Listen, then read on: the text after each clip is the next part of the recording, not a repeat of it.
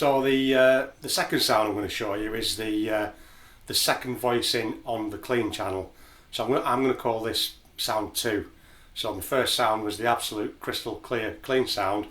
This is one stage up from that in terms of overdrive, distortion, breaking up, whatever way you want to call it.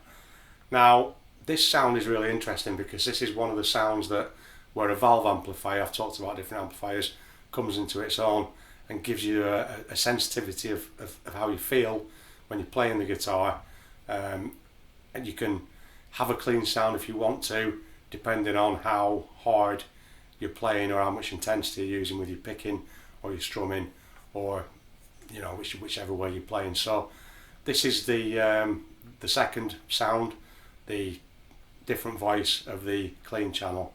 Now if I was to play this quite gently, softly, I'm going to get a reasonably clean sound. But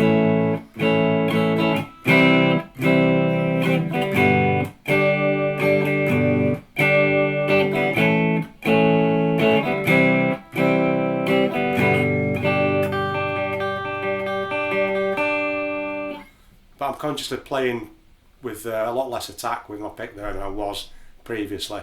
But that's great because it gives me, or you, the flexibility to be able to change the sound on the fly just with your playing style. I'm not changing anything on the amplifier.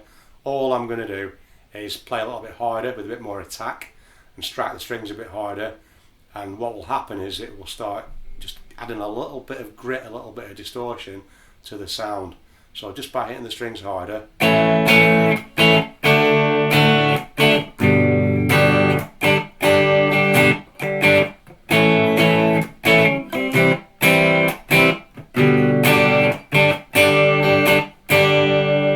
it starts breaking up a little bit more. I can compare that on the fly with the clean channel.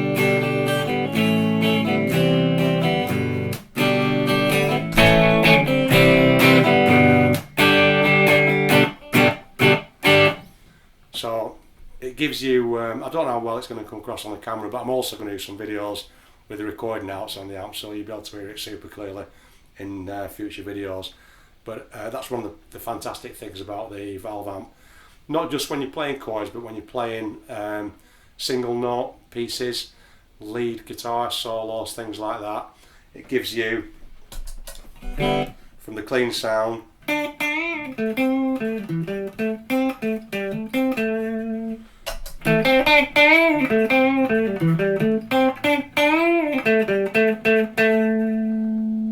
gives you a little bit extra edge on the sound, bit of extra sustain, even a little bit of boost to the level, which is quite useful if you're going to play a solo or something like that.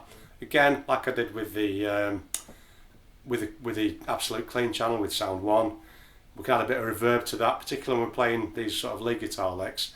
It will make it sound a lot more smooth, a lot more rounded, and a lot more pleasant to the ear. So just with the dry sound, no reverb, which is what I've been using.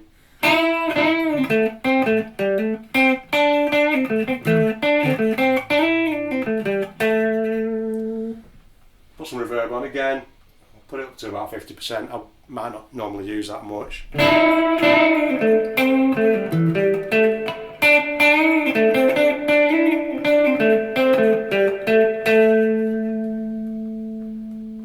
it sings and rings out quite nicely, still going now. So with an extra bit of distortion, even though it's not, I wouldn't call it an overdriven or distorted sound by any means, just gives you a little bit of extra flexibility on the guitar so you can play it nice and clean. If you want to dig in,